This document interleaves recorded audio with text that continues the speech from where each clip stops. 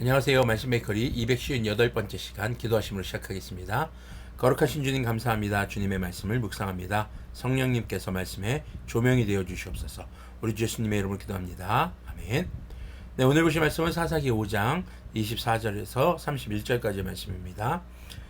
겐사람 헤벨의 아내 야엘은 어느 여인보다 더 복을 받을 것이다. 장막에서는 어떤 여인보다도 더 복을 받을 것이다. 시스라가 물을 달라고 할 때에 야엘은 우유 곧 엉긴 우유를 귀한 그릇에 담아주었다. 왼손에는 장막 말뚝을 쥐고 오른손에는 대장장이의 망치를 쥐고 시스라를 쳐서 머리를 깨부수고 관자놀이를 꿰뚫어 버렸다. 시스라는 그의 발 앞에 고꾸라져서 쓰러진 채 누웠다. 그의 발 앞에 고꾸라지며 쓰러졌다. 고꾸라진 바로 그 자리에서 쓰러져서 죽고 말았다. 자, 4장의 내용에서 야엘이 시스라를 죽인 것에 대해서 4장은 그냥 사실만을 전할 뿐이었습니다. 어떤 평가도 없었어요. 근데 5장에 들어와서 드보라와 바락의 노래에서는 야엘이 시스라를 죽인 사건에 대해서 복을 받은 사건이라고 평가하고 있습니다. 자, 시스라를 암살한 거거든요. 그런데 이것이 복을 받은 사건이다. 또 야엘은 이스라엘 족속이 아니었어요. 자, 야엘의 행동은 이스라엘과 하솔왕 야빈 사이에서의 선택이었어요. 이스라엘과 하솔왕 야빈 사이. 그러니까 이스라엘 선택할 것이냐, 하솔 왕의 야빈. 그러니까 지금 이 헤벨 가문의 친한 사람이 야빈이었거든요. 자, 야엘은 하나님의 백성인 이스라엘을 선택한 겁니다.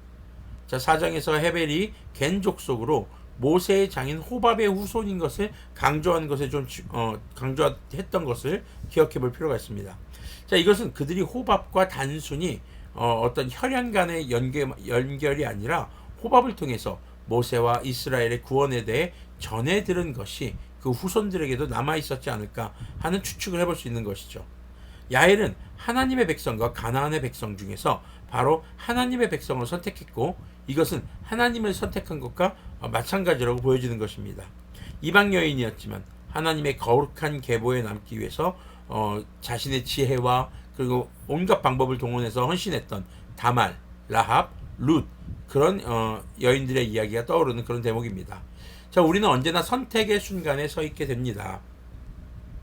이때 우리는 하나님의 편을 택할 것인가 아니면 세상의 편을 택할 것인가 두고 고민합니다. 당연히 말씀을 묵상하면서 지금 말씀 베이커리 보고 있는 거니까요. 하나님의 편에 서야지라고 생각할지 모르지만 그 선택의 결정에 따라서 큰 권력이나 물질 혹은 정말 생명에 걸린 문제라면 갈등하게 될지도 모릅니다.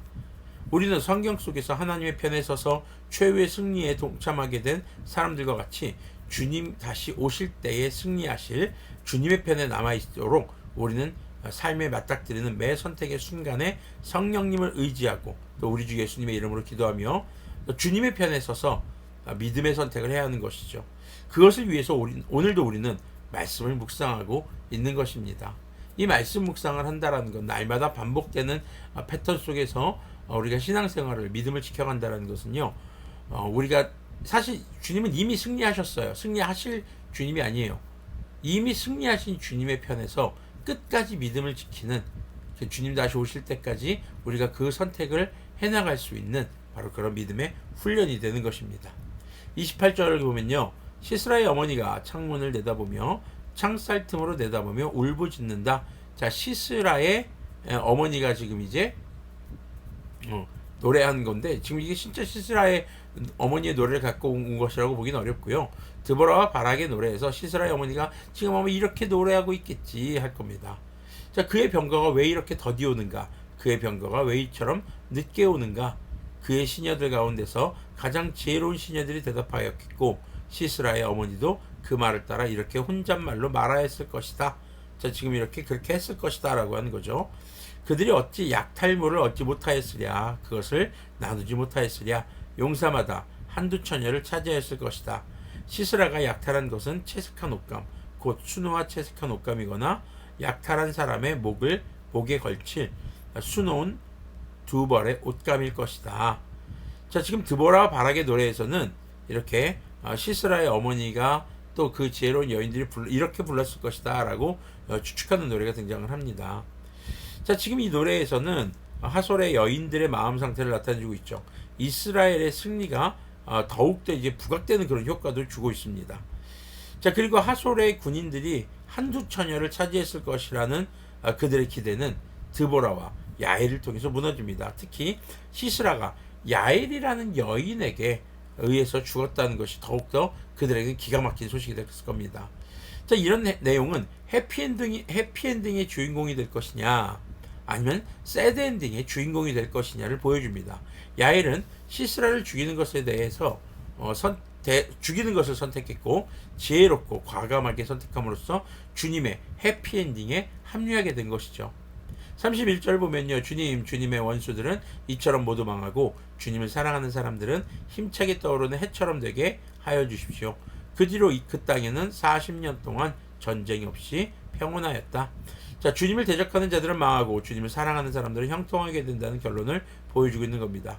이스라엘은 40년 동안 평안을 유지하는 이야기가 등장합니다. 이게 뭐예요? 40년 뒤에 그 평안이 깨진다는 거죠.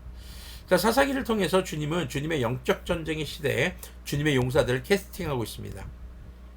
주님의 캐스팅에 지혜롭게 그리고 과감하게 결단하고 행동한다면 승리의 주인공 공동체에 합류하게 됩니다. 그런데 다른 반대편 소속사, 악한 영의 소속사겠죠. 그 캐스팅에 응한다면 결국 비운의 주인공, 새드엔딩의 주인공으로 끝나고 말 것입니다. 자, 어떤 캐스팅에 응답할지 우리의 선택에 달려 있습니다. 선한 하나님의 캐스팅에 응할 것이냐, 악한 영의 캐스팅에 응할 것이냐. 다만 이 캐스팅에서 주님의 역사의 내용은 이미 승리팀과 패배팀이 결정된 상태라는 것을 우리가 기억하면서 오늘도 우리가 말씀 백회를 통해 주님의 편에 주님께서 우리를 부르시는 그 캐스팅에 응답할 수 있기를 소망해 봅니다. 기도하겠습니다. 거룩하신 주님 감사합니다. 지금도 복음의 소식을 통해 우리를 죄에서 멀어지게 하시고 주님께 돌아오라고 말씀하시는 그 음성을 듣기를 소망합니다. 주님, 우리가 진짜 영원한 승리를 얻으신 그 우리 주 예수님의 그 캐스팅에 우리가 오케이 하면서 정말 그 흔쾌히 우리가 감사함으로 주님의 승리의 편에 소속될 수 있도록 긍휼을 베풀어 주시옵소서. 우리 주 예수님의 이름으로 기도합니다. 아멘. 네, 오늘도 여러 가지 선택의 순간에 있어서 주님께서 인도하시는 또 성령님의 충만함으로 선한 선택을 하시는 그런 우리의 삶이 되기를 소망합니다.